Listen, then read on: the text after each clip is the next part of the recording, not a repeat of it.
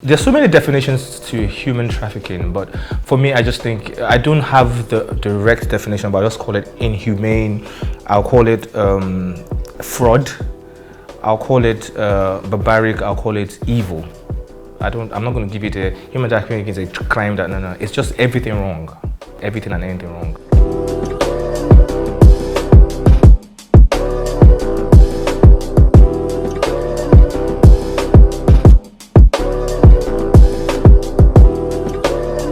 Human trafficking means a lot of things, but I will sum it up to illegal detaining of underage people or any kind of age at all in places where they don't want to be, maybe forcing them to do labor that's against their will, basically. Human trafficking is the forceful possession of people, or you can also say it's the illegal movement of people through a country or a place against their will or consent, on the grounds of exploitation, basically. It's a form of enslavement. I see it as a form of enslavement where people are taken primarily without their consent and put into jobs, into hard labor, into slavery, into sexual work that are mostly demeaning or demanding as such that they get little or no return for it for the work they've done.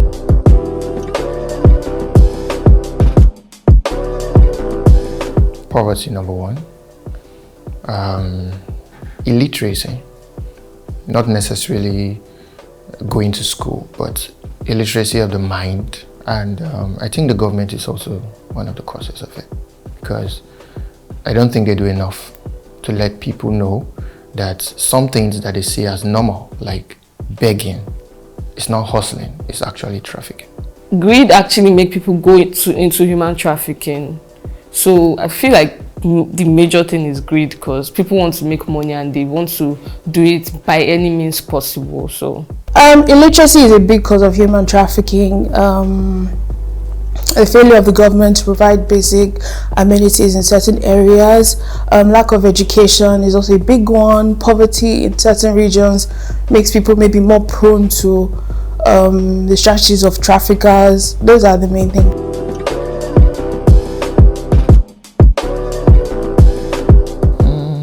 I think that industry is like a multi-billion-dollar industry. Maybe it has reduced recently because the UN and African Union has become a big part of it. Maybe someone increased the volume in their ears. But for now, I would say it's still a dollar industry. I don't know. In Nigeria, it has reduced because from the parts of Nigeria where I come from, we have lesser number of people traveling outside the country to partake in prostitution and all of that. So their money has reduced, but they are still rich. That's what I'm trying to say. From what I read, like maybe the human trafficking industry, if I can call it that, make like 150 billion naira a year. That's a lot of money for trafficking people, for slavery, literally. So yeah. Okay, I think in recent times I heard that those that harvest, especially organs, those that actually harvest organs, massive. I can't put it in figures because I think I actually hear 14 million upward thereabout. I'm not certain, but I think it's a huge avenue for them making money, even though it's bad.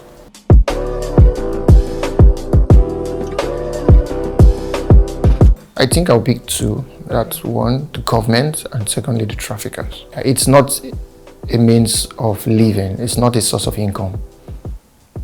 So that's why I would blame the traffickers and the government, because if the government decides to actually stop these people, maybe not completely, but they can manage the situation better.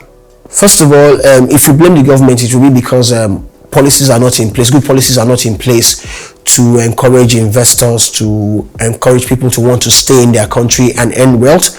Family members for putting pressure on people who don't have jobs. Society for being what the average Nigerian society is. We've become over time extremely wealth conscious. We display wealth as if it is nothing, and there's this general mindset that if you don't make money, you should not be anybody. I'll put majority of the blame on the traffickers, but I'll put equal blame on the government for not giving enough amenities and infrastructure for young people to learn, to grow, to earn a minimum wage, social safety net, just the basic things that you'd require of a government.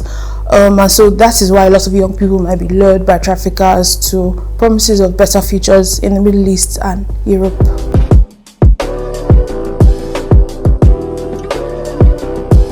Of course, men are at risk of being trafficked. When it comes to housekeeping, the Nigerian law says any child that is below the age of 12 should not be used for housekeeping duties. But you see girls, you see guys who are below these ages and they are still serving as housekeepers. So the guys are involved, the ladies are involved. And when it comes to street begging, you also see the guys there. Well, I was having that conversation with my friend this morning. So basically, the highest number based on percentage of people that are being trafficked are basically children and women. And then when it comes to the male species, is boys.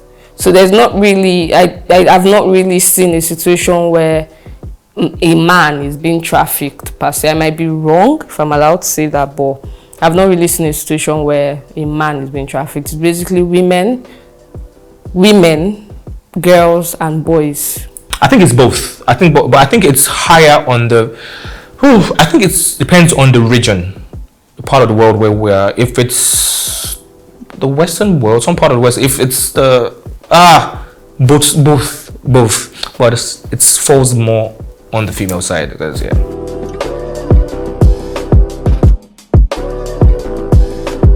I think it works differently for different ages. For someone who is below the age of 12, you need people around you to actually let you know that this is wrong. When someone is promising you a better life, you can actually have the better life here. But for someone who is an adult above 18, you need informed decisions. You need to be aware. You need to actually set your mind up to know that you can make it anywhere you are.